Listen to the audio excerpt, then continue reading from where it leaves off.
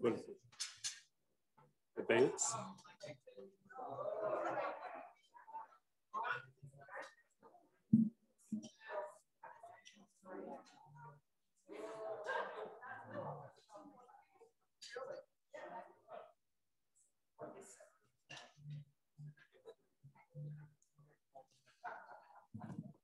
Good evening.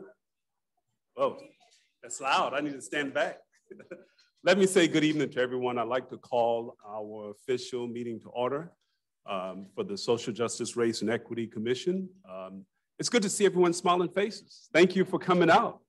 I'm really excited about the great work that you're doing as commissioners as well as subcommittee persons. So thank you for your dedication and your love and passion for the city of Brookhaven, because I know you wouldn't be doing this if you didn't love and had the passion for the city of Brookhaven. So give yourself a round of applause. We're gonna have a good night tonight, so good to see everyone. At this time, I would like to call on our city leader to bring greetings to this wonderful group. I know he's excited about what we're doing. He's here. I'll call on our city manager, Kristen Sigmund, and he will bring greetings to you at this time. Thank you, John. It's great to see everybody in person. I got like 50 balls in the air right now. We're trying to figure out how we notify everybody we're closed tomorrow because it's Juneteenth. And there's debates like, what is it? Do we have enough time? So I'm working that right now, but thank you very much. I'm afraid of the word leader because we all have bosses at the end of the day, right? So I send the greetings of the mayor, Mayor John Ernst. He had an event tonight, but he is going to make a meeting live when we have them. The future meetings will be at other locations in the city. And a special message from District Representative Lindley Jones. This is her district, District 1. She's in Charleston. I think it's her niece's graduation or something like that, so she's not even in town, but they send their regards. I am the city manager, Christian Sigmund. I'm here at your service. I'm at the service. I work for the council and the mayor, work for John and his commission, but we're the lunchbox people. We're the ones who come to work every day and we do what we're told to do. So we want you to be successful in your work here tonight and through the completion of the commission. And I've been doing this a long time. I've worked a lot of commissions, task force, blue ribbon, whatever. This is being done right. You're doing the work. You're thinking about it. You're having spirited debate. You're getting to know each other. We're getting into the community. The end product is going to be very special. And a lot of communities are calling Brookhaven going, how are you doing that? What are you doing? Because we're getting some really good press across the country, not CNN type press, but just in the industry, what I do for a living, going, man, you guys are doing some good stuff there. So I'm done talking. Finish up your meal and I'll turn it back over to your chair. Thank you, Kristen. I'm going to need you to work on that CNN coverage. No. No, the city is doing a great job. Again, thank the city of Brookhaven Mayor and Council for doing such a great job with establishing this commission. Thank you to Kristen and his leadership team, our liaison that works with each subcommittee. They're probably listening online. Thank you, thank you, thank you. This work could not have been done or is not being done without the support from the city leadership team as well as the staff liaison. Chrysalis Labs, thank you all. This is my first time in person, so I just have to say this. Thank you all. Chrysalis Lab, CSI Crane, Bill Mark is back there, Leslie and her team is here. Thank you guys for really putting this front and center, the attention and the details that's in front of us. All right, I'm gonna move on the agenda. We have a very packed agenda tonight. I'm gonna start with our roll call. Before I do that, let me read our preamble. I am John J. Funny, you all know that, and I'll be presiding this evening. The Social Justice, Race, and Equity Commission public meeting has been called on matters pursuant to the Mayor and Council approved resolution 2020-09-01 to establish Social Justice, Race, and Equity Commission and as specified on tonight's agenda. So again, we welcome you and good evening to each of you. And at this time, I will do roll call. Are we connected online okay? Okay, very good. Thank you, Zach. Commissioner Alexander, Commissioner Alvarez, Commissioner Alvarez, Commissioner Anwar, Commissioner Arif, Commissioner Barrera, Commissioner Barrera, Commissioner Becerra, Commissioner Becerra, Commissioner Bowden, Commissioner Burnett, Commissioner Kane, Commissioner Present. Kane, Commissioner Curiello. Present. Kane is online. Thank you for acknowledging Kane's presence. Commissioner Curiello. Present online. Okay, thank you, Zach. Zach, you're going to answer for them, right? Say here. All right, Commissioner Collins. Commissioner Cosez. Commissioner Korn. Commissioner Cruz. Commissioner Funny here. Commissioner Hardy. Commissioner Hershen. Commissioner Knight. Okay. Commissioner Minor. Commissioner Moses. Here. Thank you. Commissioner Marathi Wall. Thank you, Commissioner. Commissioner Naglish. Commissioner Nelson. Commissioner Nelson. Commissioner Nisi. Commissioner Owen. Present. Commissioner Online. Owen. Present online. Oh, online. Okay. I'm like, looking where? Commissioner Petzold. Commissioner Petzold. Commissioner Palmer. Commissioner Palmer. Commissioner Pascal. Commissioner Pascal. Commissioner Russell. Commissioner Russell. Commissioner Thomas. I'm present. Thomas. I'm online. I'm present. I'm Todd. online. Commissioner Todd. Commissioner Torres. Present. I'm online. Commissioner Wells. She's out of town. Thank you for reminding me. If any of you remember people emailing us and saying they're on vacation, that's an excused absence. You need to take a break every now and then. Thank you, Commissioner. Commissioner Window. Commissioner Window. Thank you, Commissioner Window. Commissioner Woodward. Commissioner Wright, out of town vacation. And Commissioner Williams. Did I miss anybody? I'm getting better. Okay, good. Thank you all again for being here. We will move right on into our agenda. We have some business that we need to take care of. Our April 15th meeting minutes. We need to approve our meeting minutes for the April 15th meeting. At this time, I will entertain a motion from a commission member on the acceptance and adoption of the meeting minutes from our April 15th, 2021 meeting. Yes, ma'am. Sure.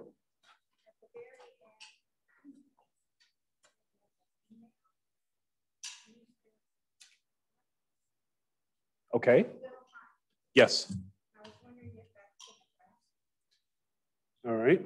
I remember receiving an email from Mr. Hines, And I'll tell you what, I'm going to put that on my to-do list. Thank you for reminding us on that. We will address that email that was received from a citizen, Mr. Hines. Is there a second on the motion that's on the floor? It's been properly moved in second on accepting the April 15th, 2021 meeting minutes. Is there any unreadiness? Any unreadiness? Any unreadiness? All right, seeing none, we're in person. So all those in favor, please raise your hand. All those in favor, please raise your hand. All those who oppose, please raise your hand. No one opposed. Let the record show that the meeting minutes have been accepted unanimously with the notation of addressing Mr. Hines' email from our April meeting minutes. Next up is our May 20th, 2021 meeting minutes. We need a motion for the acceptance of the meeting minutes from our May 20, 2021 meeting. Is there a motion? Thank you, Commissioner Woodward. Is there a second? Thank you, Commissioner Arif. We have a motion and a second. Is there any unreadiness on the motion for the acceptance? Any unreadiness? Are there any unreadiness? Hearing none or seeing none. All those in favor, raise your hand. All right, thank you. All those opposed? All those opposed? Seeing none, let the record show that our meeting minutes from May 20th, 2021 has been accepted unanimously. Now we're down to the good stuff. Here's our agenda for tonight's meeting. I would ask that you review the agenda as presented, and I will entertain a motion for the adoption of the agenda for tonight's meeting. Anybody, not all at once, anybody.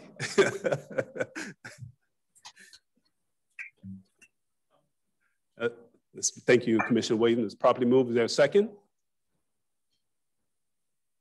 Thank you, Commissioner Corn. We appreciate the motion and second. Is there any unreadiness on the adoption of the agenda as presented? Any unreadiness? Any unreadiness? Seeing none, all those in favor, raise your hand, please. Thank you. All those opposed, raise your hand. Likewise. Let the record show we have adopted our agenda for tonight. Thank you very much. I'm really excited about this evening. I'm excited about being here. We have an opportunity to connect in person. We appreciate the science that have produced the vaccination for us. I've been double vaccinated by Pfizer, and I'm feeling good. So it's really good to have everyone here as we begin to move into our normalcy of life. So thank you all for coming out this evening. Tonight we have a very full agenda. We're going to ask everyone to really be brief and be patient because we have a lot that we want to cover tonight. So I didn't bring the hook. Dang it. I'll get your signal, get your attention if I need to, but we want to keep it moving tonight. Please note, we will have no official breaks because we have a full agenda. If you have to excuse yourself to go to the restroom, you would exit these doors, or this door, make a left, pass the bar, and the restroom will be on the left. Do not stop at the bar, no. But again, make a left out of these doors, pass the bar, and then the restrooms will be on the left. Please sign up for summer activities. We really want to come out this summer and show the community that this commission is very serious about the work we're doing. And the way you do that is by showing up and they see us. So please sign up on one of these Post-its out there. Crystal Slab have it all over the room. There's just not decoration. We want you to sign up. So please stop by and sign up to assist us. We need your help. We really do.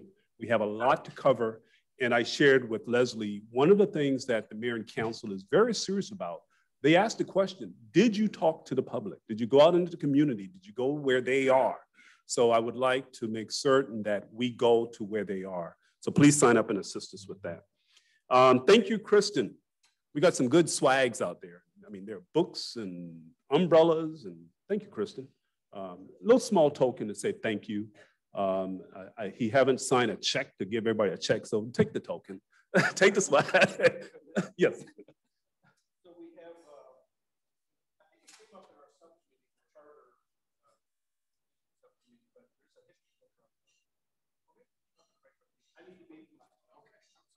I'm going to be so fast. History book of Brookhaven was commissioned 9 years ago when the city was started. It stops when we became a city. We're actually going to redo this book for the first 10 years of the city next year. So you're more welcome to these. Also, we have Brookhaven branded umbrellas. This is kind of a shtick for us. We're a welcoming community, and every employee has a bunch of them. And if they see a citizen walking around in the rain, they're supposed to stop and give them a Brookhaven umbrella. And that's what we do.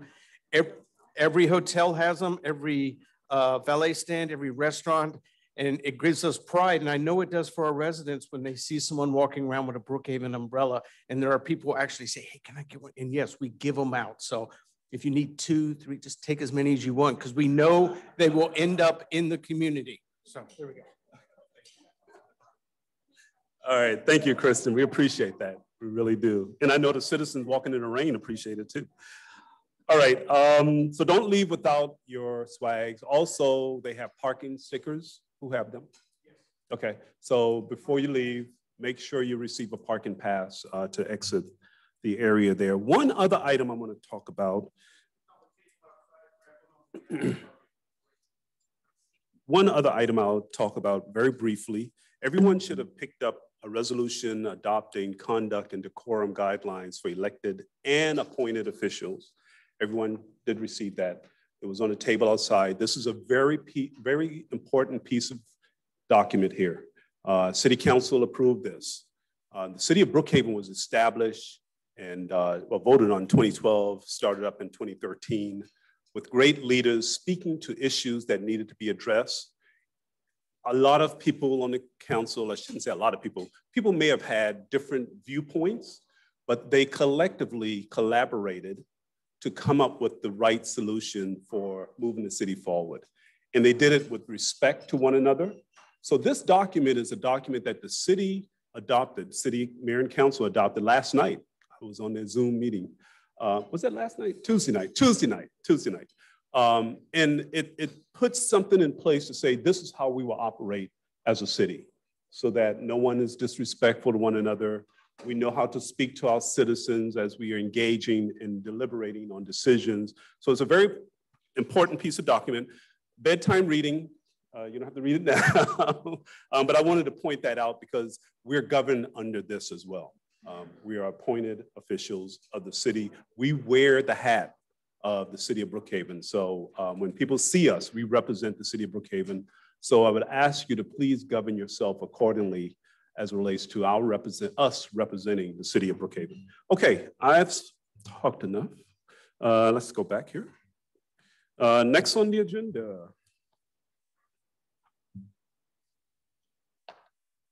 Stephen, there you are. Stephen's going to come up and he's going to provide us with the moment of inspiration. Thank you, Stephen. Get all my junk out of your way.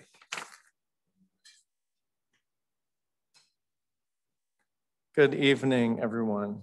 I'm Stephen Cosby with Chrysalis Lab, and I echo what Chairman Funny said about just being in person, right?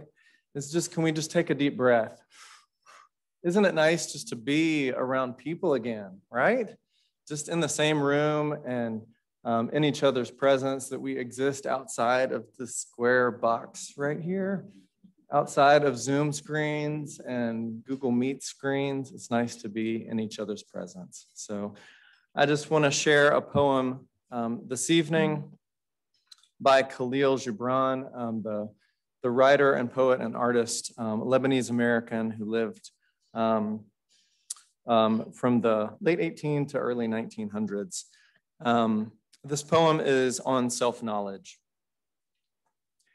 And a man said, "Speak to us on self-knowledge." And he answered, saying, "Your hearts know in silence the secrets of the days and the nights, but your ears thirst for the sound of your heart's knowledge. You would know in words that which you have always known in thought. You would touch with your fingers the naked body of your dreams, and it is well you should. The hidden wellspring of your soul must needs rise and run murmuring to the sea, and the treasure of your infinite depths would be revealed to your eyes. But let there be no scales to weigh your unknown treasure, and seek not the depths of your knowledge with staff or sounding line. For self is a sea, boundless and measureless. Say not, I have found the truth, but rather, I have found a truth. Say not, I have found the path of the soul. Say rather, I have met the soul walking upon my path. For the soul walks upon all paths. The soul walks not upon a line, neither does it grow like a reed. The soul unfolds itself like a lotus of countless petals. Thank you.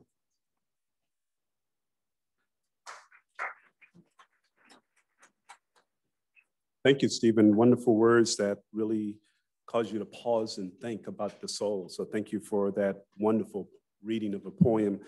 I wanted to jump in right quick and thank our commissioners who are online participating with the meeting. I know you're not in the room, you're missing the fun, but thank you for participating with the meeting online. We really appreciate your attentiveness and your work with us. At this time, I'm going to hand the mic over to Leslie with Chrysalis Labs, and she will provide us with the next segment on shifting our gaze. Thank you, and it is a pleasure to be here live with you and to spend some time talking and connecting in real time, in real space. So it's a pleasure to see you and to be here. And I just wanted to lead us through an exercise tonight. An exercise tonight to really reflect and prepare us for the work that's before us this summer, the work of engaging community. You know, during our time together as a commission, we've talked about a lot of things, right? We started off looking at big data that told us a bit about the lives, right? And key points and data points for the people living in Brookhaven. We organized ourselves into the issues for which this commission was created. We've had conversation with others along this path, all of which will continue. And we've talked about the construct of race, you know, and the scourge of racism, and debated as to the creation and development and growth of race into a caste system, you know, in Brookhaven and beyond. And so now as we launch our path to engage with community, we know these conversations are going to continue. They're going to continue through the community engagement. The centerpiece of the conversation around race is going to continue through our Civic Dinners conversation. You'll see that and hear more about that later on this evening. And in fact, we're going to encourage you to have those conversations, those civic dinners. Remember, their dinners, their walks, their however you want to do it, with one another first, right? So as commissioners, to continue to build yourself as a cohort and as groups and as leaders in this equity space. So I wanted to lead us into a little bit of dialogue as we think about how we stretch and deepen and sometimes have to wrestle with what is a tough conversation, right? It just doesn't get easier, but it's one that we need to work through. And so I want to begin by starting with two examples. Both of these examples look through the lens of art and artists, right? Who always have helped us to see a different world and a different way of being. The two artists couldn't be more different from one another. The first is an older white man born in 1894, guy by the name of Norman Rockwell. Have you ever seen this before, this picture? This is an iconic picture that came out many years ago during the civil rights eras. And for years, Rockwell had done kind of small town America, nice, quaint scenes in magazines all over the country. So you can imagine the shock when in 1963, folks opened up the magazine, 2-page spread in Look magazine, and here centered in this guy's painting was a little Black girl. But what I'll share with you is that this is not where this painting began. There was a progression there, right? When you started off, what you looked at was the full institutional picture of little Ruby, going into a school. And as a part of an institution, schools and police, that Norman would have been very comfortable with, right? That he would have felt represented himself. And then over time, it went through a series of progression where he increasingly got closer, right, to the subject and to the center. He then began to narrow in a little bit more on Ruby, right? What was going on with her, this little girl. He began to realize that actually that was the center of the piece. That was where he needed to focus his attention. She was the one who was in pain. She was the one to be centered. He also began to look at their surroundings. It became less important to show, you know, heads of the police and the people escorting her. And you can't see, but in the background, you'll see writing on the wall, right? That speaks to what was going on there. Then he narrowed in even more. And even more, the beautiful dress, and even more, and then brought color to it. And so at the end of all of these iterations, we ended up with this picture. So just to show you about what it looks like to shift, to move, to reflect, to refine, right? Your gaze around having conversation and who you decide to center in the dialogue. So the second artist, this like night and day, is a guy named Titus Huffer. You may remember some homework we gave you in December. It was a TED Talk video, and we're gonna play a little bit of it this evening. But Titus was born in 1976, African-American man, Kalamazoo, Michigan, but who also has gone through a reflective period and stage in thinking about how to center and shift and not erase the past, but see it very differently.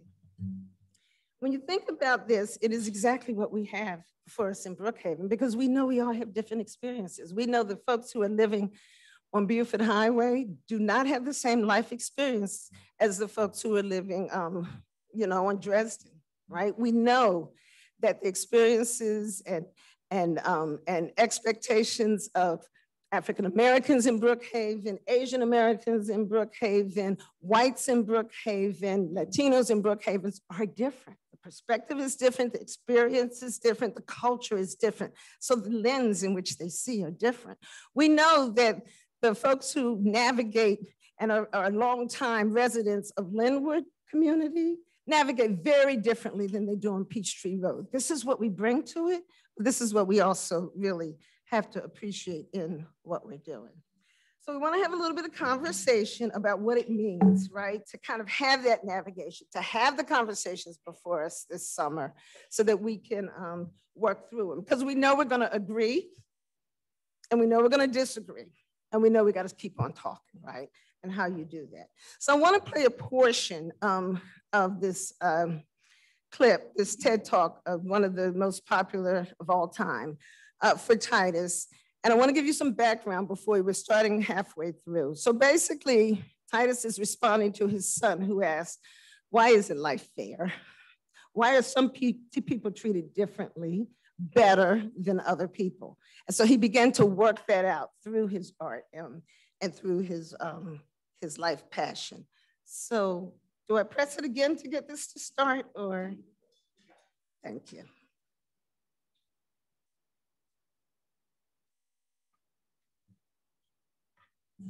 Finally told me I can't force her to teach anything.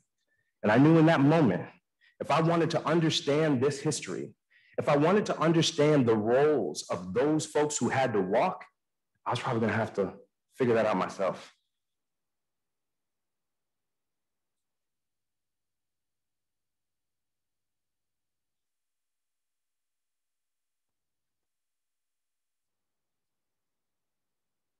So,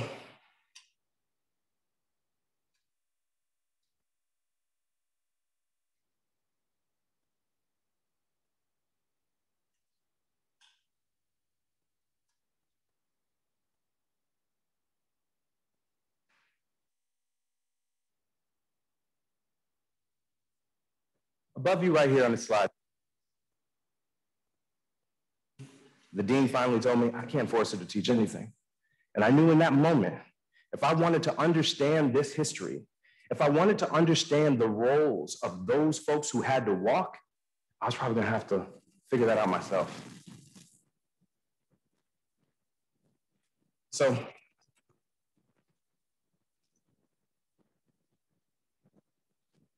above you right here on the slide is a painting by Franz. This is one of the kinds of images that was in that chapter.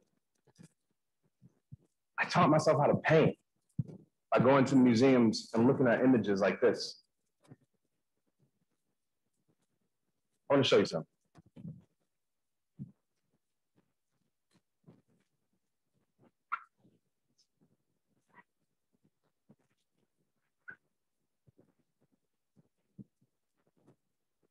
I made this. I made some alterations. You'll see there are some slight differences in the painting. All this art history that I had been absorbing helped me to realize that painting is a language. There's a reason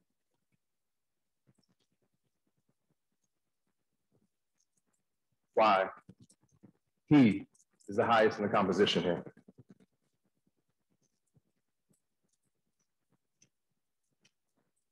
There is a reason why the painter is showing us this gold necklace here. He's trying to tell us something about the economic status of these people in his paintings. Painting is a visual language where everything in the painting is meaningful, is important, it's coded.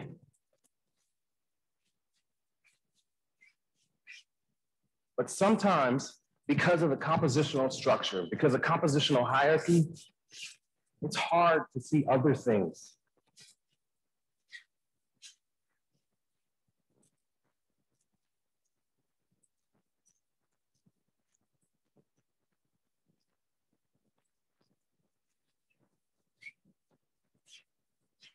This silk is supposed to tell us also that they have quite a bit of money. There's more written about dogs in art history than there are about this other character here. Historically speaking, in research on these kinds of paintings, I can find out more about the lace that the woman is wearing in this painting than the manufacturer of the lace, than I can about this character here, about his dreams, about his hopes, about what he wanted out of life.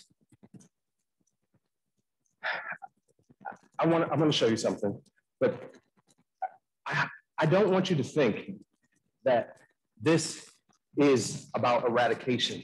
It's not. The oil that you saw me just put inside of this paint is linseed oil. It becomes transparent over time. So eventually what's going to happen is these faces will emerge a little bit. What I'm trying to do, what I'm trying to show you is how to shift your gaze just slightly, just momentarily,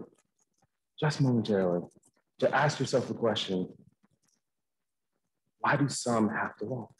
What is the impact of these kinds of sculptures at museums? What is the impact of these kinds of paintings on some of our most vulnerable in society? Seeing these kinds of depictions of themselves all the time. I'm not saying erase it. We can't erase this history. It's real. We have to know it. I think of it in the same way we think of. Let me step back a second. You remember old school cameras where when you took a picture, you actually had to focus, right? You put the camera up, and if I wanted you in focus, I would move the lens a little to the left and you would come forward. I can move the lens a little to the right and you would go back and the folks in the background would come out. I'm just trying to do that here. I'm trying to give you that opportunity. I'm trying to answer that question that my son had. I want to make paintings. I want to make sculptures that are honest, that wrestle with the struggles of our past, but speak to the diversity and the advances of our present. And we can't do that by taking an eraser and getting rid of stuff. That's just not going to work. I think that we should do it in the same way the American Constitution works. When we have a situation where we want to change a law in the American Constitution, we don't erase the other one. Alongside that is an amendment, something that says, this is where we were, but this is where we are right now. I figure if we can do that, then that will help us understand a little bit about where we're going.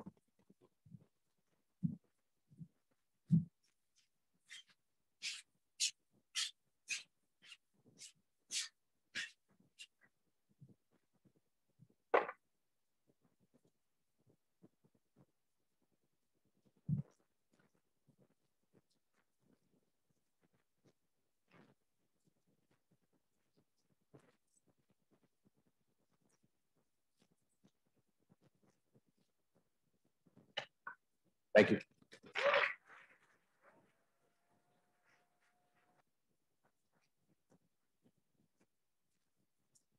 Shifting our gaze.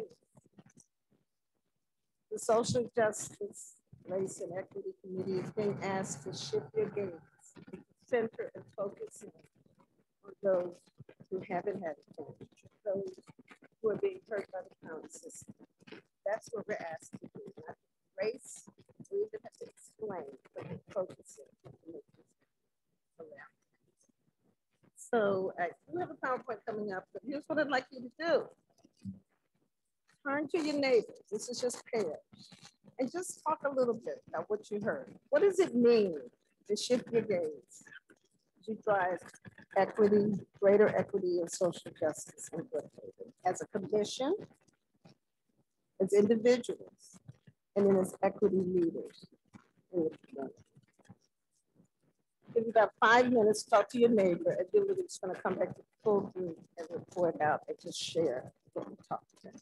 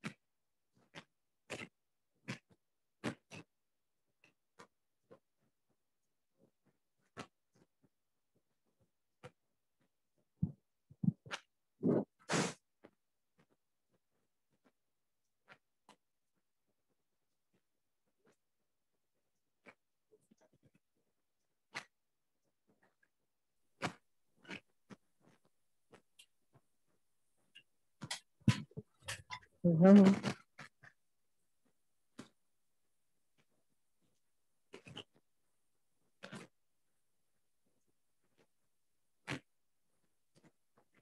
Mhm.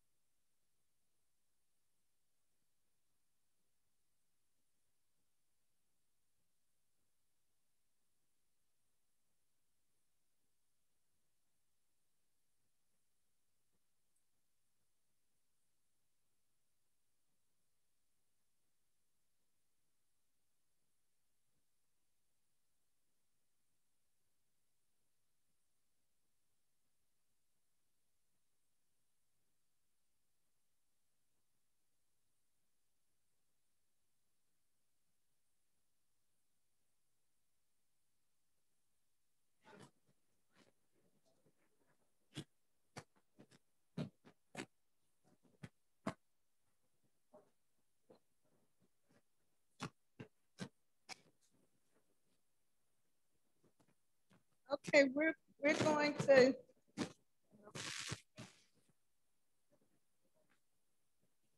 to just do some sharing in a full group about your conversations. I'm glad in dialogue. Who wants to share some of what you spoke about?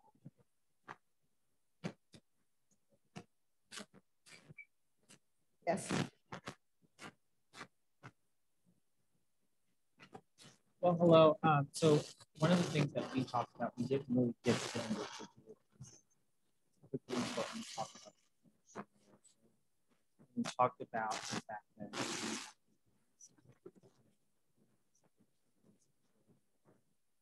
city, so understanding that our areas numbers show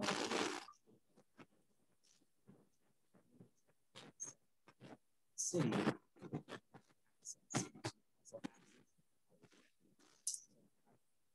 The city as a whole, so that other partners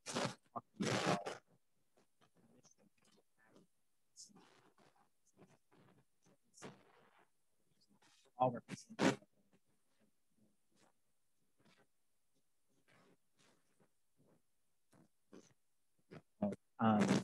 Commissioner Williams.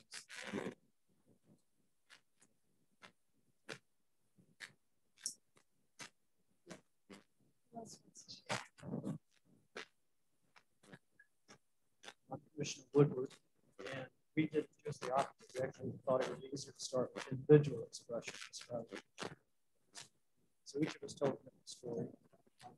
I mentioned a story about maybe a grocery store, which is one of the places I did in Scotland last year. And all of a sudden being more aware of not just looking at the food, the items that I've had on my desk to buy, but looking at the other people.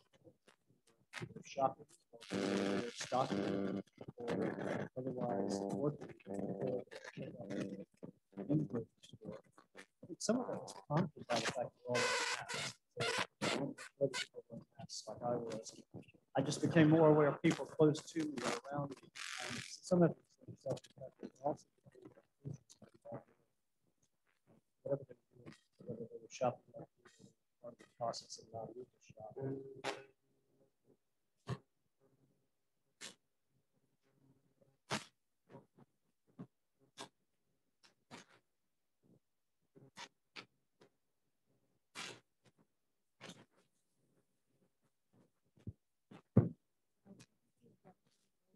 Talk a little bit, and we didn't really follow the questions, but I think there's something more in general, and it's like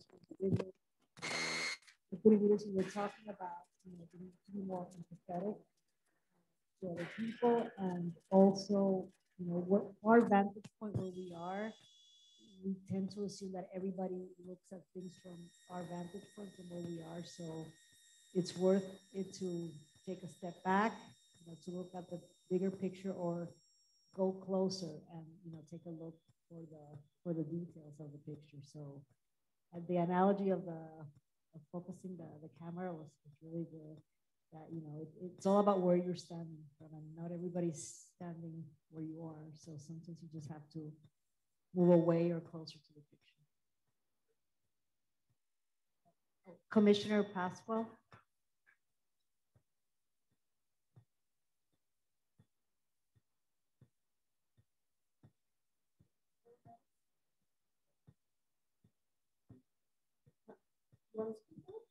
Don't, but I don't think I was given a choice. So, hi, I'm Renee Arang. I'm actually a partner with the City of Brookhaven with Explore Brookhaven, and we're helping coordinate the Civic Dinners. Okay, so we talked about the depth of these conversations that we're all having in this room and throughout the country, and why it's so important that we not erase our future, because how do we learn and do things differently if we don't recognize what we've done in the past, and how important it is to include all types of people in our conversations and accept their perspective so that we can question our own. And then John brought up about the millennials really kind of shaking up our world because they don't want to follow what they've seen us do.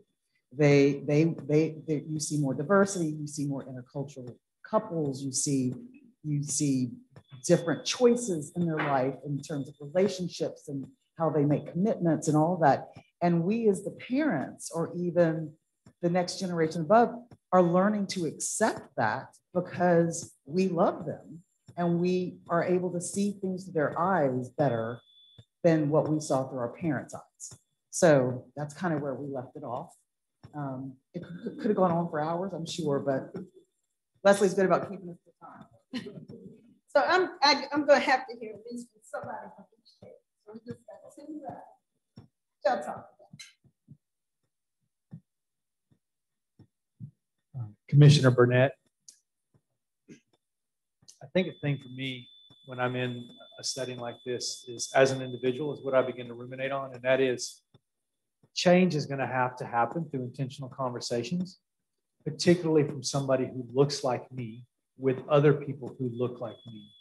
People of color have been trying to create change for a long time. Hey, look at me, I'm over here, I need to be valued, I need to be loved. You know, I've contributed, please treat me the same. And they haven't been. And I just, not even the history of Brookhaven, but watching what has happened in Brookhaven in respects to the socioeconomic that has happened, turnover. And I look at Montgomery Elementary School where they can raise $160,000 in 1 month of fundraising, and that wouldn't happen at any other elementary school. So it's not equity, right? It's not, there is no equal access in that. And so it's going to take more conversations from people like me, with people who look like me, to have real change. And there has to be empathy for your neighbor. And that only happens in these meetings, these one-on-ones, sitting and hearing the voice inflection, right, is a lot different than reading something in black and white or reading the stories of somebody's life and going, man, that's sad.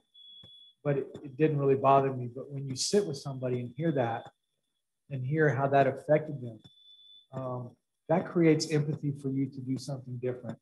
And I hope, you know, the pop-ups, I really wasn't sure where District 1 was. So I'm going to Publix on Saturday, July 10th, because I want to be a part of the greater conversation.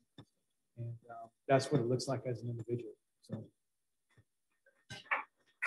Thanks also for the plug for the signing up and the pop-ups. Thank you so much. Thank you, ma'am. Good evening. This is I'm Commissioner Russell. I thought about this question, like, what does it mean to shift my gaze? I think for me, in this moment, is getting out of the way. And I'll explain that. I think that what I've noticed is that people's communication is about them. And so what does that mean for an equity practitioner? It means that as I receive this communication, I can't take it personally. And I realize it's not about me, which is hard as a person of color in this skin. And so when I hear comments that are hurtful, I immediately think that this is about me, but it's not. And so if I can remove myself and shift so that ever so slightly there can be a mirror where we get to have the opportunity to look at oneself in the mirror, I think that helps shift the gaze. And it also helps with self-care, understanding that, because we could get hit with a lot of stuff in doing this work. And it is debilitating. It is hard. But realizing that it's not about me, someone else's communications about their story. And as an equity practitioner, it's incumbent upon me to allow that story to rise. And if I go into a communication with it being about me, then I haven't heard it. And I stand in the way of being able to hear it. And so I present my evidence and they present their evidence, and then we're swirling around with evidence, right? And I still haven't heard because I'm in the way.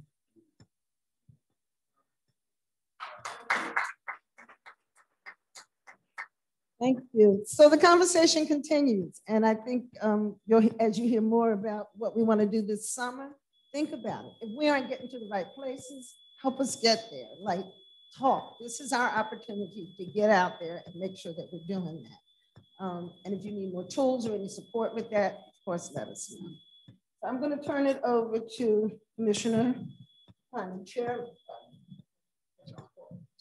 Thank you, Leslie. I really enjoyed the discussion, the dialogue, getting out of the way. It's not about me. This is awesome. So thank you, Leslie, for that discussion. And thank you for everyone's participation. Why am I holding this one? I'm like, wait a minute, there's a mic here. I want to officially recognize Renee, Brookhaven Explorer. Renee made this possible. Renee, thank you. The Civic Dinners. So thank you, Renee, for being here. Give her a round of applause. We appreciate the support. It was something else I was gonna. Oh, we have guests in the room. So thank you, guests, for being in the room. Just wave your hand. We do have, thank you for being here, all of our guests. Wave your hand, thank you. And those of you online also, thank you for being here this evening. We do have public comment section that's coming later. So if you have public comment you'd like to make, you have an opportunity to make public comment. At this time, I'm going to stick with Chrysalis Lab and bring up Mindy Cow. And she's going to talk about the community engagement plan and member expectations.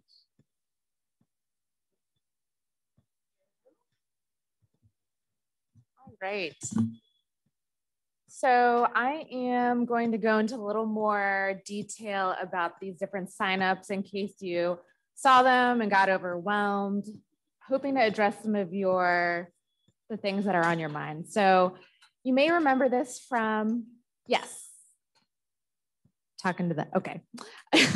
You might remember this from the slide from last month's slideshow, but we again want to reemphasize the different forms of community engagement that we're asking you to get involved in. So we have a 5-pronged plan. I know it's a lot of prongs, but we're gonna boil down each one to make it feel a little bit more approachable. So the first one is Civic Dinners, and we have Jen Graham here to speak with you in a few minutes, and Stephen will also be going into more detail there. So I'm not gonna spend too much time there. But I'm going to move forward to the second, third, and fourth, and really dig into these community engagement opportunities.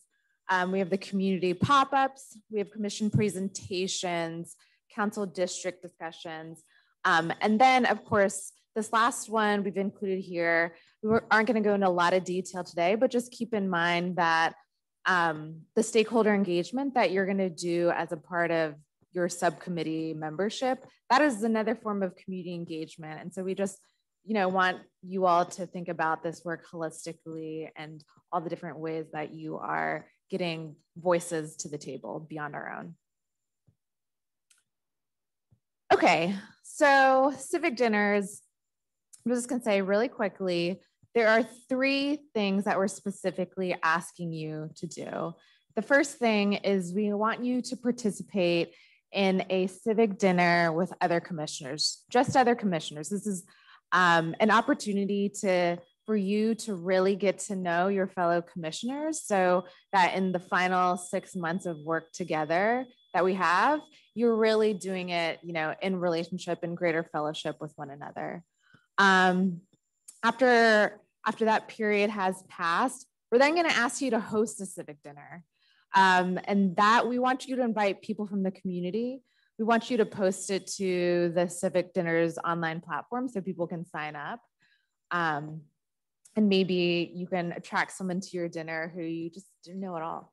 And then we're going to ask you to attend a culminating city-sponsored civic dinner event in August.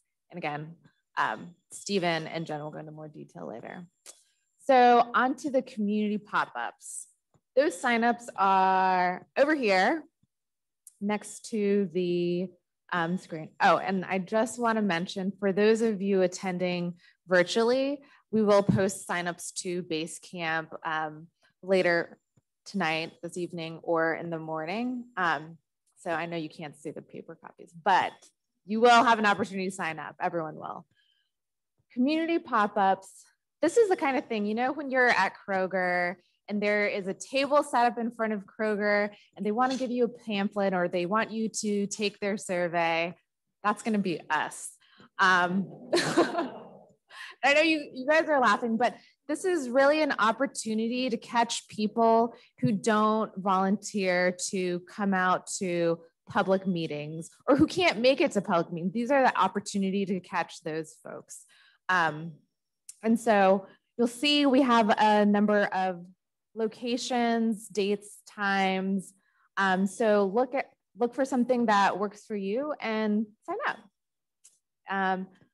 The next opportunity are what we're calling council district discussions. So we want to make sure, and this applies to pop-ups as well, but we want to make sure that we're hitting all 4 districts within City of Brookhaven.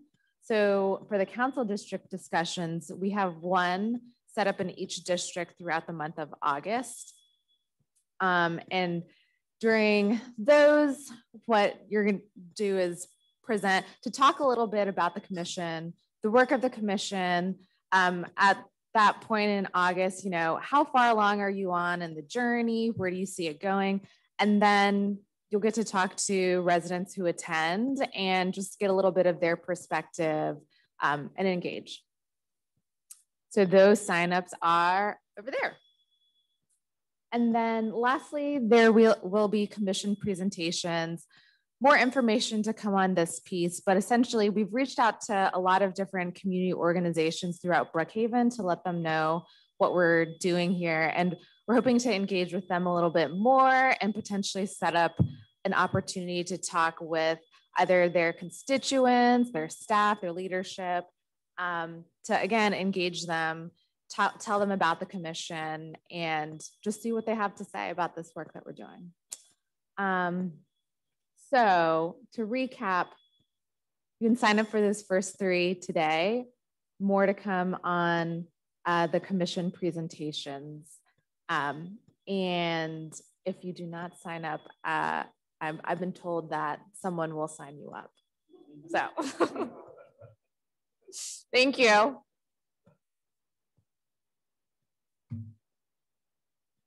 Thank you, Mindy. You're not supposed to tell them I was going to sign them up. No. We really want you to sign up because this is going to be fun and we're going to accomplish a lot as we have those dialogue in the community.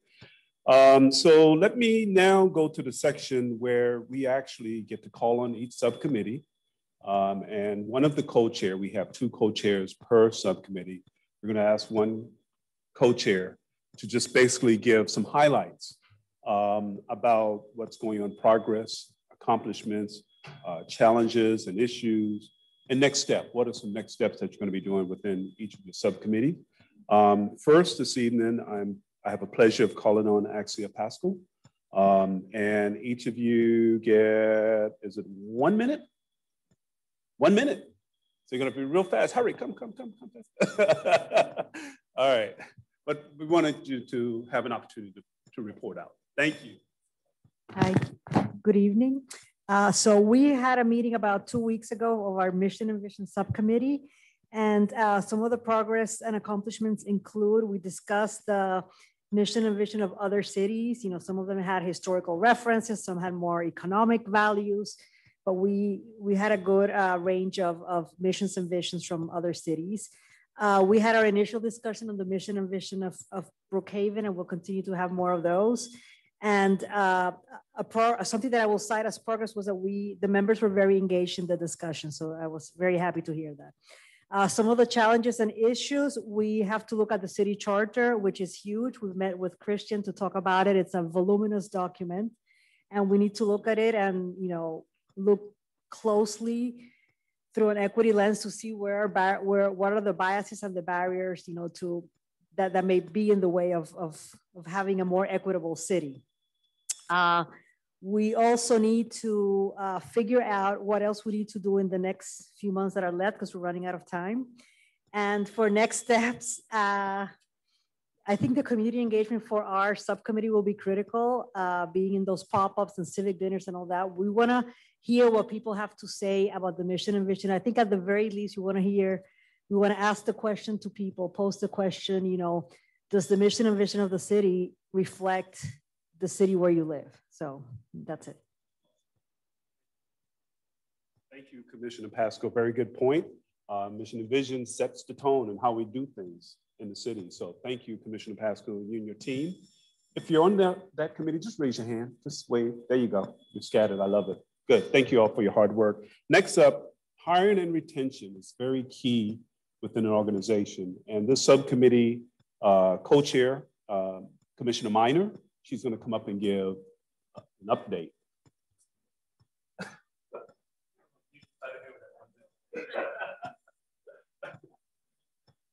Good evening, everyone. Really quickly, so progress and accomplishments. So we've got a lot of data.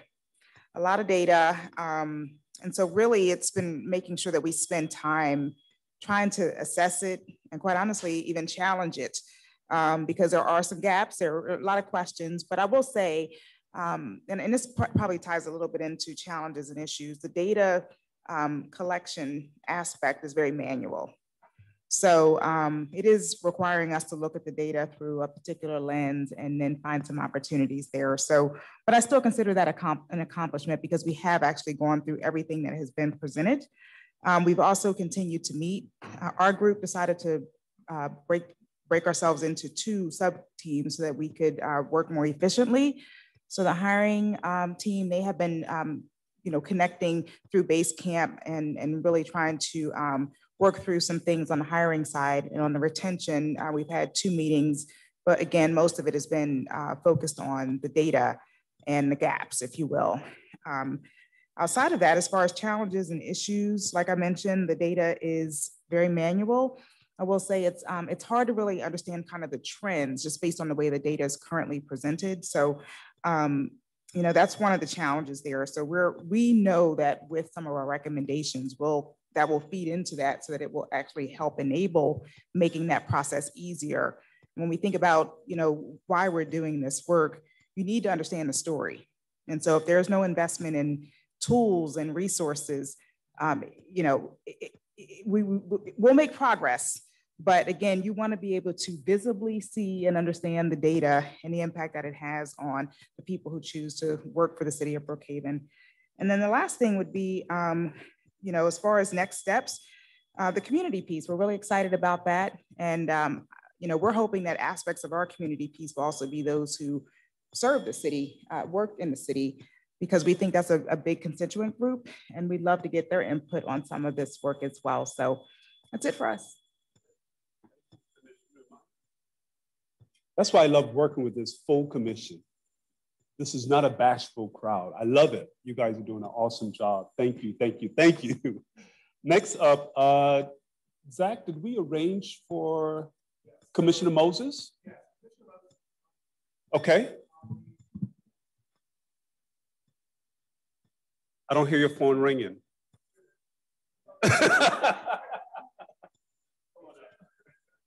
Yes, I am. Commissioner Moses. He's the one of the co-chair for procurement and contracting.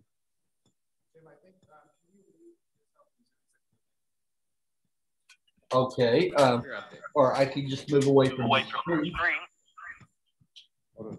Yeah, I think you're good. Oh no, we have really fancy technology. Hold on. Okay, great. Okay, Jim, hold on just a moment. Okay. Are we ready? One moment.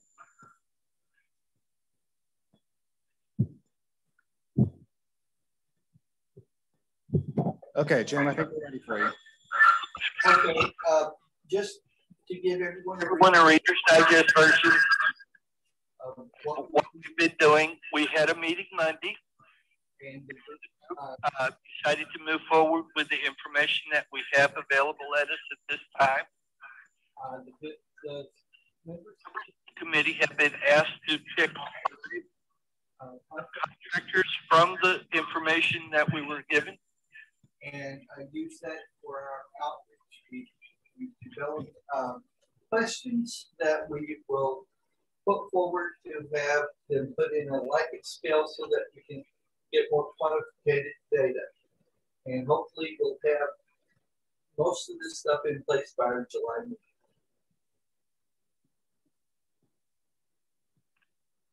Hello. Thank you.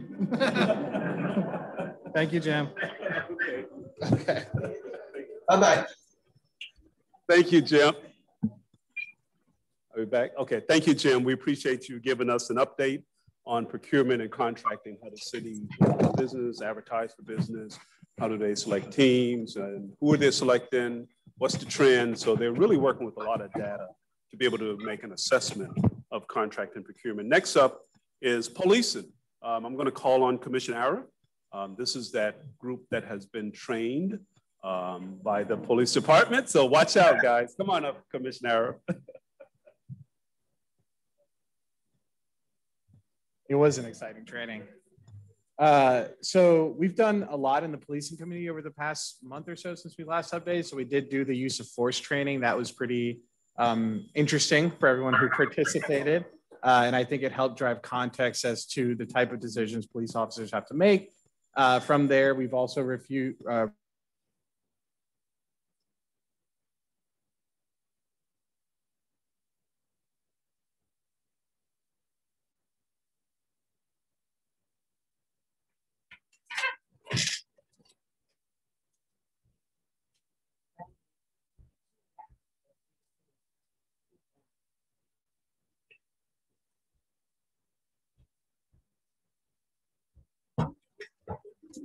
Bye.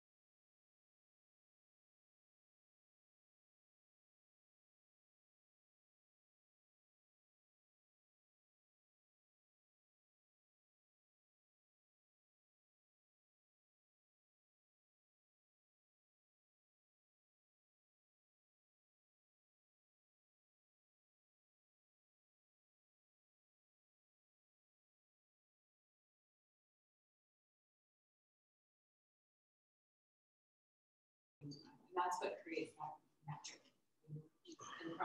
And it's, thank God, worked online for the past year and a half. So excited to come back in time. But honestly, the real secret sauce is the structured conversation that allows everyone to feel heard.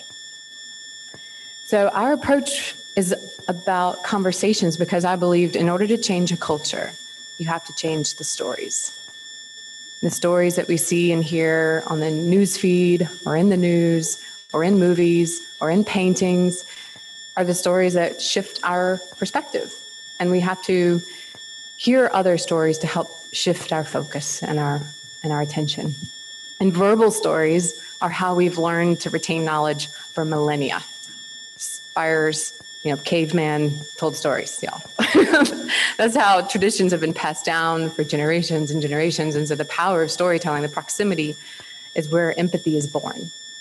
And then equal time to share means that you're listening majority of the time, 80 to 90% of the time, you're going to be listening and leaning in and really hearing other people's perspective. So what the whole purpose of a conversation, I believe that real change requires real conversations. And you got to go there if you're going to really make a change. You got to go under the surface and get to the tension and hopefully emerge with something better, something learned. So what we like to meet people where they are, literally, physically. Go to their homes and go meet people where they are. I love the pop-ups idea. That's brilliant. But really meeting them where they are also means meeting them where they are at that moment, asking them to share their past, their stories, their experiences. Then we get to the heart of the issue where we can really understand the shared challenges that we all face and allow to put all the cards on the table.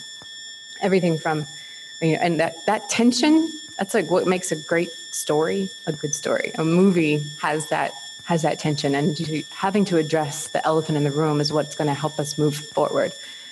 And then lastly, we always want to make sure that we can come out of the tension moment and emerge feeling more hopeful and empowered. And I think once you are personally connected to the issue and personally connected with others, and you've allowed to hear all of the challenges, shared challenges, then you feel the gap between where you are now and where you want to be is what creates urgency for action. That is what will stay with you long. And so empowering personal commitment to take action is what our intention is with these conversations. And so structured conversations on the most important topics of our time is what Civic Dinners is all about. We have, with you, are going to have the pleasure and opportunity to host racial equity conversations.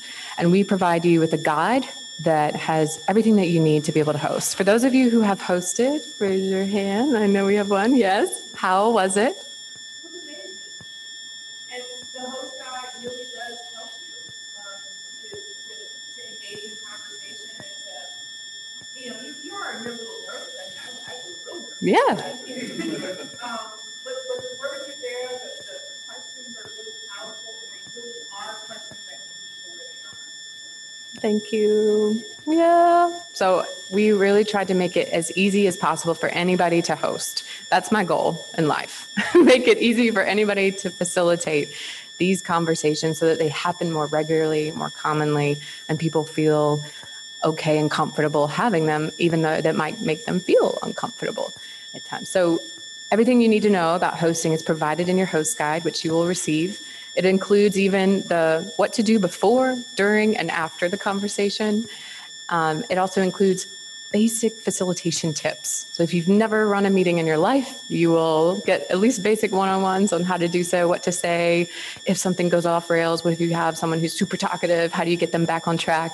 Just basic one-on-one on facilitation. And then most importantly, we provide you with the actual conversation, the framing of the topic, the ground rules, and lastly, the questions, the magic. And so we have 3 big questions, starting with an intro, question 1, 2, 3, and then what's next. We even provide you with an example of kind of how long you would want people to share, just so that you get a sense of timing. It's still, depending on the size of the group, you can definitely have 10, I've had 10, and lots of bottles of wine, but it might go later into the night if you have one of those. Totally fine. Just be prepared. If you want to do it online, cool. You can have, good mix. 6 is I think the perfect sweet spot. for a quick hour power lunch conversation. So you can kind of make it, but know that we definitely want people to share throughout the whole conversation. And so what to expect when you're hosting this racial equity conversation? Really, first thing you do is you would just welcome people for being there. Thank them for taking the time to be there. And we have some tips here. I'm going to get into the weeds a little bit, especially if you're online. And we want people to turn video on and sound on, because this is something that I was so deeply afraid of when we had to go online, that I was worried that the power and the magic of in-person events wouldn't translate to virtual. But video saved us, because we can still see each other's faces, and that body language and the empathy that is in your face matters. And so coming on camera is so important, to not just be a voice, but to actually be there as much as possible. And so, and also obviously distractions are happening 24/7 with us online, being fully present, removing any reminders, and then remembering that one voice at a time. We also have in-person guides that are coming back. We're dusting the dust off and bringing them back out just for y'all. Y'all are the first group that's like, woo, let's go. So bear with us as we get our training wheels back on that. But yeah, the second thing to do is to really set the tone with the ground rules. And there are 3 really simple ground rules. Be curious, be vulnerable, and be authentic. And be curious is about just being willing to be uncomfortable to what you might hear. Be willing to lean in and ask more. Be vulnerable, meaning it takes courage to really go there. And the faster you go there and you model the vulnerability for others, the more people will also be willing to share your knowledge and wealth. People are there to learn. And also acknowledge other people's stories and lived experiences. And then lastly, be authentic. Speak from your own lived experience and honor the lived experience in others. It's a gift to receive someone else's story. And so honor that. And I love that, like what is said here stays here, but what is learned here leaves here. Third is to introduce the topic and begin the conversation. So we provide you with the questions. You just simply follow the guide. Even if this is designed for hosting virtually, but you would simply just copy the words and post it in the chat. And then the fourth thing is it is totally normal to have diverse opinions, and that is good. Like I said, tension is what creates something meaningful and magical. We always, there's meaning in every word of every meaning. There's every meaning of the word diverse. Also there might be people who are new to this and they might have initial shyness. Invite them to share. Some people just have to be invited to pull in. That's the art of facilitation. Uncertainty and the answers, that's common. Awkwardness, shyness, especially as we kind of venture back into real life. Tension is good, but beware if it escalates. And so I'm going to walk through just a few scenarios, what to do just in case, some lifeguard training for all of you. And then chattiness, people will love to talk. If you are one of those, just beware of and speaking of time, how am I doing? Good. But yes, keeping me on time and others. And then ways to ensure an amazing experience is to model the vulnerability, encourage elaboration, watch for time, acknowledge bravery, and be thankful. Things I've kind of covered already. But I'm going to go real quick and talk about empathy, since that came up already, and empathy in difficult conversations. So one of my favorite terms, differences between empathy and sympathy. Empathy is feeling with someone. And the actual definition of the word is the ability to understand and share the feelings of another.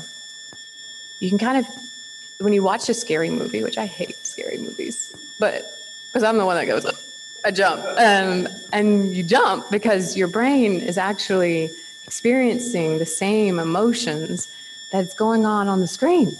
Your brain cannot actually tell the difference between a storyline and what you yourself are experiencing. So you're mirroring what you see. And this has like profound changes in the brain. But that empathy, that's why when you hear someone else's story and you cry, that's empathy. That's feeling the emotions of others and actually walking in their shoes. And that's the power of stories. Sympathy is feeling sorry for someone.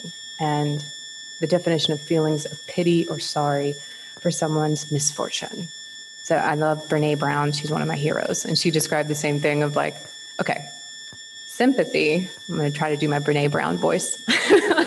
Sympathy is like finding someone who fell into a hole and be like, oh, that must suck. Sorry. I'm sorry you're in a hole, and keeps walking. And then empathy is someone who goes, oh my gosh, you're in the hole, and then jumps down in the hole with them. And hey, I'm in the hole with you. I feel you. I'm here. And then helps figure out how to get out together.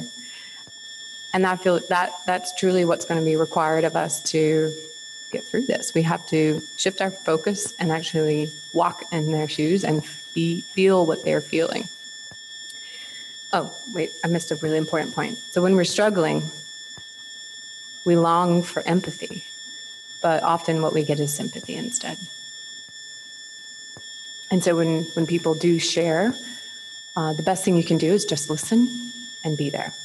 And so your job is not to come up with a solution or the answer, but just to say, I hear you. Thank you for sharing. Also, some quick things. Sometimes the best response is none at all. It is to acknowledge the pain and let them know that you see their struggle. And then say, thank you for sharing and trusting me. I'm here for you.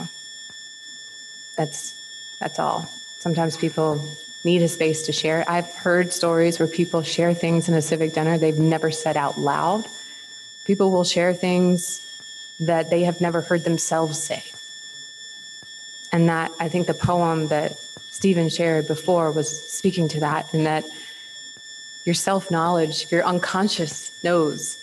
And sometimes you don't know that you're conscious of it until you say it. And that's the work of the civic dinner, is to develop the structure. Seriously, how am I doing on time? No sense. Great. Last thing, how to intervene in difficult conversations. The first thing is to watch for and listen for. These are just a few things. If someone shares a triggering or a traumatic experience, what to do. A colleague is mentioned negatively, or if there's ignorant comment or harmful comment or misinformation or false statement, or if there's a passionate guest that's talking too much, or time's running out, or there's a heated or contentious conversation, here's what to do. So the first, if someone's talking too long, nudge with grace. Chats and Zoom rooms are the best because you can kind of secretly do it through the direct message. I've even received those with grace. I'm like, oh, whoops, sorry, okay. And quickly correct. So if you're hosting virtually, it's easier to do. If you're hosting in person, you can kindly say, hey, I love what you're saying. I just know that we're running out of time. I want to make sure that we hear from this person, this person, this person. Simple as that. It's received with grace, especially when you remind them of the ground rules that we really want to hear from everybody's perspective. Or if you are moving fast, just make sure that if you're running out of time and you need to jump to the third question, remember that arc, make sure you make it to the third question.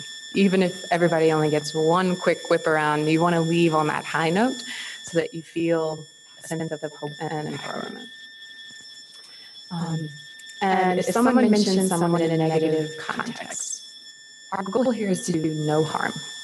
We want to go deep, we want to understand, but we don't want to risk the reputation of someone who isn't present.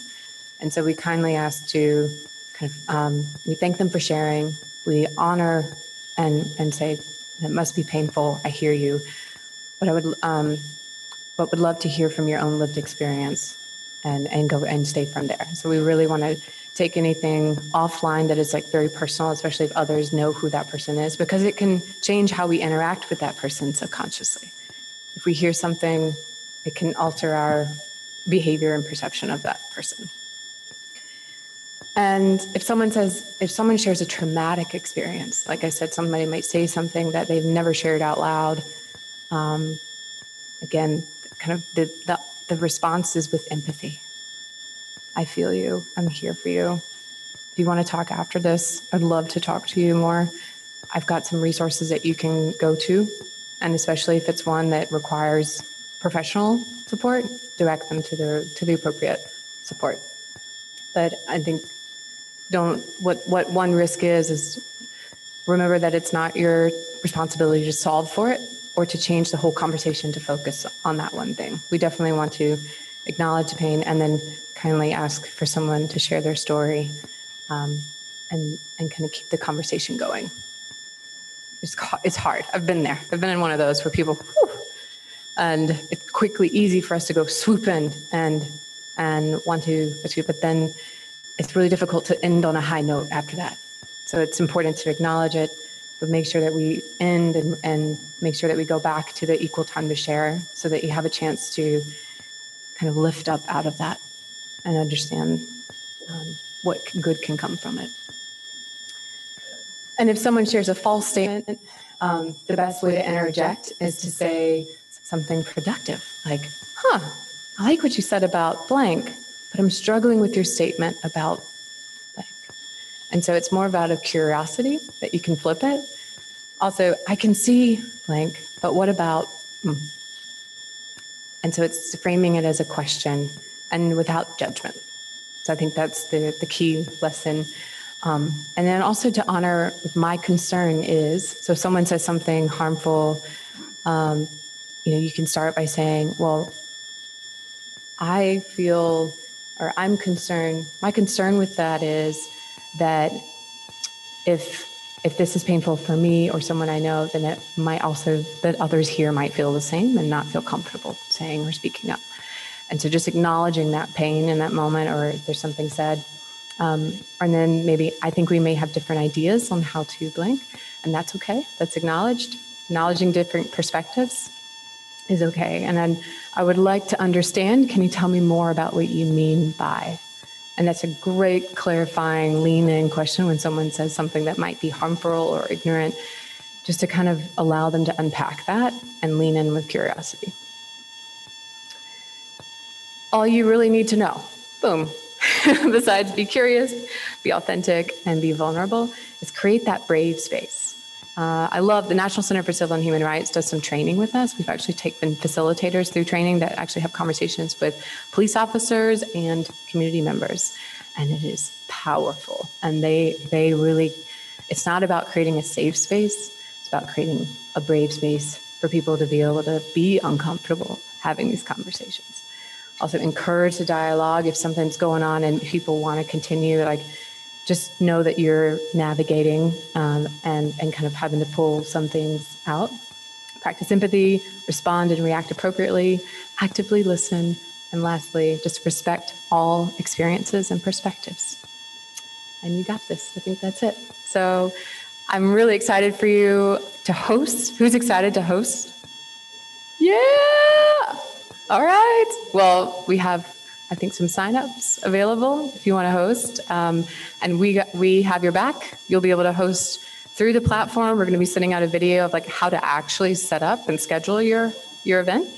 But more than that, happy to answer any questions. Oh, yeah. Okay, go for it.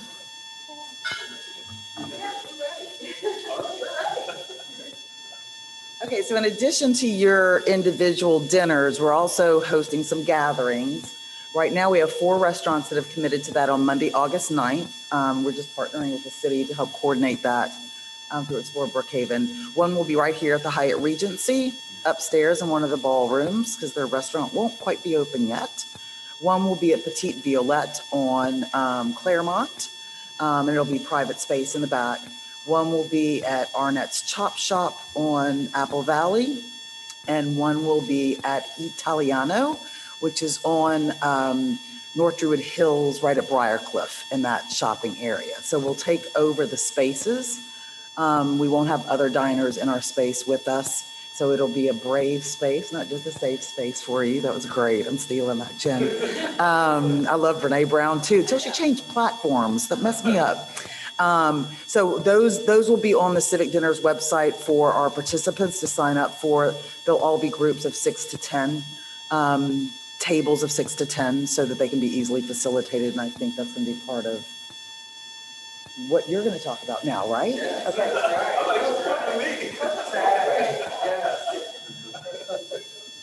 That's awesome. Thank you so much, Jen, for talking to us a little bit about, back. What did I do? Oh, I need to go back to the slides. Oh, forward. There we go. There we go. And I just want to say the Civic Dinners model, for those of you all who are new to it, I really can't speak highly enough about it. I was kind of there when Civic Dinners was being launched while I worked at the Atlanta Regional Commission. We used Civic Dinners for this project that we were working on called the Millennial Task Force Advisory Panel, where we involved about 300 millennials across Metro Atlanta to help inform our regional plan. It was the first time we ever did such a thing, and we won so many regional and national awards for it because of Civic Dinners involvement that we stopped counting, because nobody had ever done such a thing as bringing people together to have conversations that mattered around things like transportation planning and building healthy, strong, sustainable communities, and involving your aging population and planning their actual communities. And so this is a really powerful model. When you bring people together around the table or even in a Zoom room to have these conversations, it's powerful. You unlock something that is, I don't want to say magical, but it's very, very special. So I want to talk a little bit about why we're doing this and how we want you all to engage in this during the summer, because you all are a very important and crucial part of this equation, all right? So our purpose here is really to engage the residents of the city of Brookhaven. We are specifically narrowing in on the city of Brookhaven residents because this is a citywide commission, right? And we want to make sure that we're specifically focusing in on city residents in a conversation around racial equity. That is actually the name of the conversation. As you saw in Jen's slides, the conversation is called racial equity. That is the end goal of this work, and that's what all of the conversation questions are focused around. So this will build connections among neighbors. It's going to bring us to a new place of vulnerability and honesty and authenticity with our neighbors as you share those stories, as you open up, as you start to kind of unearth and peel back the layers. I think you'll find those places of honesty. We'll open up lines of dialogue for further discussion and really help drive the work of this commission forward. And the way that this is going to feed back into the work of this commission is that at the end of each one of these dinners or coffee chats or walk and talks or however you have these conversations, it does not have to be just a dinner. You can have these conversations in any type of way that is comfortable for you. We're looking at potentially using some of the Parks and Rec facilities as well. You can have this conversation under a pavilion at any of your beautiful parks in the city of Brookhaven. You can have it, as a coffee chat in a Starbucks or wherever you like to do that. Just any place where you can sit down and have a conversation, right? At the end of that conversation, you will receive an email, and you can just ask everybody, check your email, click the link to a survey in that email that you receive, and you'll get a survey. You fill out that survey, and everybody has a chance. The host and all the guests have a chance to leave their takeaways, their ideas on what did you get from this conversation? What are your action steps? Fill out that survey for us. It's going to be quick and easy. It's not one of these 20-question surveys. It'll take them less than 5 minutes to do this. But that information is going to come back to us, and it will help inform the recommendations that this commission puts together and delivers to mayor and city council. All right? This is going to be a very helpful part of our public participation, our community engagement strategy. All right? We're not just doing this to do it, right? It's not for our health. It's not just for fun. It is going to be fun and it's going to be informative, but it also is going to be very helpful to inform the recommendations. So our partners, as we mentioned, of course, Civic Dinners with their amazing conversation and platform, City of Brookhaven and Explore Brookhaven. Thank you again, Renee, for all of your help. This is amazing. And Chrysalis Lab. And our goal, of course, is to bring as many people together around the table as we possibly can. We have 3 sign-up sheets over here. The first phase of this is really for you all as commission members to come together and to get comfortable with this conversation. This is deep. This is a new layer of conversation for us. During the week of June 28th, we'd like for you all to have these conversations with yourselves as commission members. That can be in person or it can be virtual. We'd like to have 6 people sign up on this first sheet on the far left over here by the time we leave tonight. I'm not going to volunteer people like your chairman might, but we'd like for 6 people to sign up on this sheet over here before we leave tonight so that we can have those conversations, all right? And the second one is commissioner-hosted conversations throughout the month of July. Like I said at our last meeting, that might be your book club. It might be, your group in your neighborhood. It might be, your group at your house of worship or whatever group you have in the community that you think, hey, we might be able to come together and have this conversation. During the month of July, we'd like to focus in on those community groups. Then, as we mentioned, during the week of August 9th, the 9th through the 13th, we have our wonderful restaurant partners and some other partner organizations that we're going to be working with to try to get to as many folks across the city of Brookhaven as possible and invite them in and get their feedback as well. All right, any questions on this? Yes.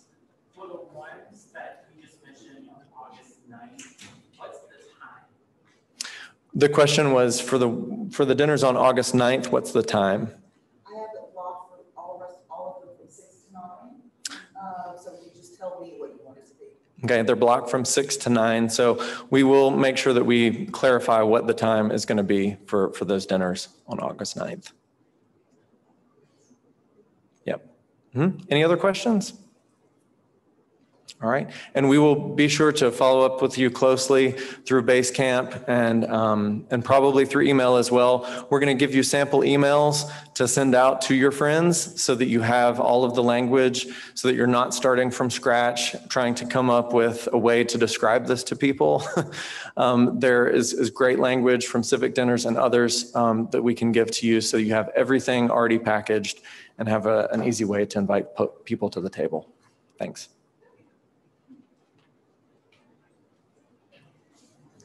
Thank you, Stephen.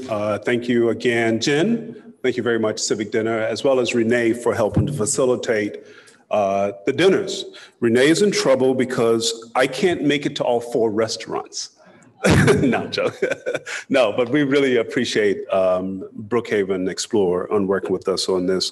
At this point of our agenda, I will open the public comment and I will read our statement. The public comment portion of this meeting will last to accommodate the speakers. Each speaker will be allotted 3 minutes, thereby providing an opportunity for 10 speakers if we do have that many. If a speaker wishes to speak beyond the time frame that we've allotted, we will create a list where that person will be able to speak at the next meeting if we run out of time. We want to hear from our citizens. We want to hear from our speakers. So just because if you don't get an opportunity to speak tonight, you'll have an opportunity to speak at the next meeting. As a courtesy to others, please limit your remarks to 3 minutes or less. We do not want to rush anyone, but we want you to have your voices heard. This topic may become a little touchy. We ask that you be respectful to your fellow commission members and the public. We ask that you be respectful to those in attendance to this meeting. So with that, at this time, I will open up public comment. Mindy, do we have anyone signed up for public comment online? I'll take that. Oh, thank you, Zach. There's no public comment yet. So. There's no public comment online? Be more controversial. Okay, all right. Thank you, Zach. Any public comment in the room? Yes, sir. Please come up and state your name and make your comment. My name is Wendell Hollins, and I'm a citizen of this great city. And I think, I know that this commission is going to be successful because of the way that I was received here. I felt welcome. I felt engaged. The table was a lot of fun. Chairman came over, introduced himself, and I think that's why, I know why you're going to be successful. Okay, another way I know you're going to be successful is two-way dialogue. Now, does everybody know where the corner of Claremont and Beaufort Highway is? Yes. Anyone ever heard of Kathleen's Catch? Yes. Right, it just opened. If you love seafood, fresh seafood put out for one day is very unique. I've never heard of this in the Atlanta metro area. They've got your other locations. And I'm saying that to say, yes, you as a commission, you're gonna have things, you're gonna put things out there, but me as a citizen and other citizens like me, it's a two-way dialogue, just like Kathleen's Catch, like we were talking about. And I think because you have created this environment when I'm here, and I didn't know anybody in this room, but I felt comfortable, I truly believe that you're gonna be successful, and those conversations need to be said, have to be said. And if it's uncomfortable, that's how you grow. And the last thing I'll say is, butterflies that come out of a cocoon, right? If you help a butterfly out of a cocoon, it will never fly. It's a struggle that made me strong. So the struggles that you're gonna go through to grow will make you a strong commission. Thank you.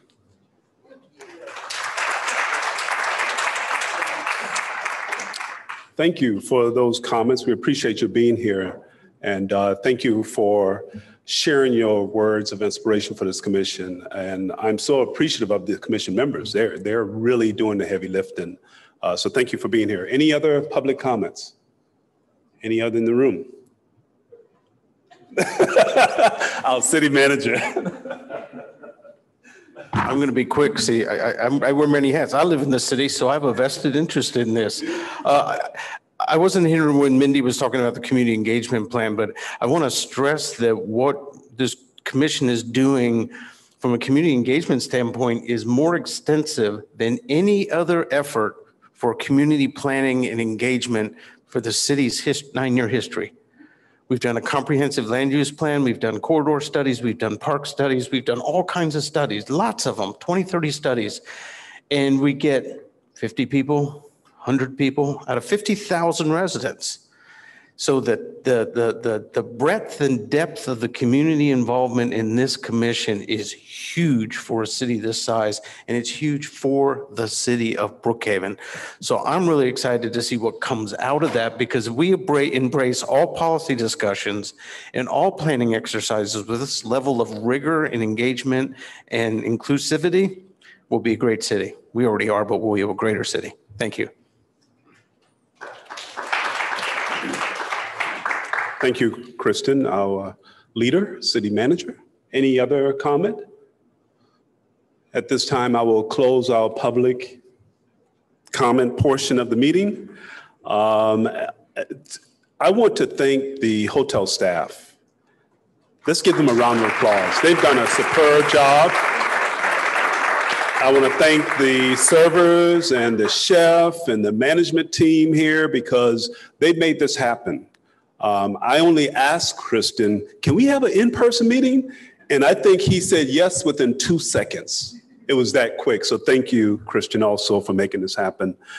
On Saturday, June 19th, earlier today, President Biden signed a bill into law. It introduces the 12th federal holiday of these United States of America. Juneteenth will be celebrated on Saturday. You can clap for that. That's really big. So thank each one of you for recognizing what has happened, what has transpired in the past, gazing, help us shift the gaze. We have to understand, as Leslie said earlier, we have to understand what happened in the past.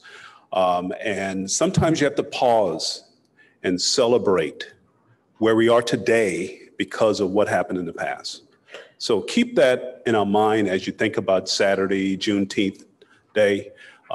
Think about what happened in the past and celebrate the advances that we've made in our society. We still have a bit further to go, Yes, I know, but we can celebrate. We can take a break and celebrate, okay? So that's on Saturday. I don't know what I'm gonna do on Saturday. Yeah, I know what I'm gonna do. Okay. Next up is a survey. Mindy have emailed a survey to each commissioner. Please complete your survey. This helps us. It tells us what we need to tweak and what we need to improve upon. It tells us if we're doing a good job. So please, please, please, I beg it of you, complete the survey, commissioners, and send it back in. Upcoming activities and reminders. Oh, that's soon. Okay, here we go. Again, the committee engagement component, that's very important. I shared with you that we need to make certain that we talk to people. We can talk amongst ourselves, but we need to go into the fields and we need to talk to people. We need to get their input. Just because I'm looking at the mirror this way, they may be looking at it a different way. So when we hear their input, we may change and we may shift a little. That's okay. That's how we grow. He said we grow that way and we advance that way. So that's coming up. Please participate. Please sign up, or you will be signed up. Subcommittee meetings, continue your work. Thank you very much for your hard work in your subcommittee meetings. I've been popping in. I'm not popping in to run the meeting. I'm just popping in just to hear the discussions, and I'm hearing some really good discussions. So continue the great work to our subcommittees. Sign up for the summer activities, and don't forget your swags. Thank you, Kristen. Don't forget your umbrellas, your booklets. Books are outside, so make sure you grab those and don't leave without it. And make sure you get your parking ticket validated. We are near the adjournment. Before we adjourn, any question for the chair? Are there any questions for the chair? Yes, ma'am, Commissioner Pascal. Will the next meeting be in person or? I knew somebody was going to ask that. It's entirely up to you all, but we prefer you have it in person going forward. We will continue the virtual option. It will be someplace else. We want to kind of rotate through the city. Like I said, we don't have a big enough space in City Hall. It's a jury City Hall anyway. And rec centers, it's a jury place anyway. So we'll make it nice in another place. So the question was, thank you, Kristen. The question was, will we be meeting in person for the next meeting for our listening audience? Kristen's response was, yes, we will have it in person, and it would also be available via Zoom. Why don't we have it in Linwood Park one day at the school? Ah, okay. All right, I'm just throwing thoughts out. Any other questions for the commission? Any other questions? All right, at this time, I will call for the adjourn unless anyone going to object. Nobody's going to object? Okay. Meeting's adjourned. Have a good night. Thank you all for coming. I really appreciate your input.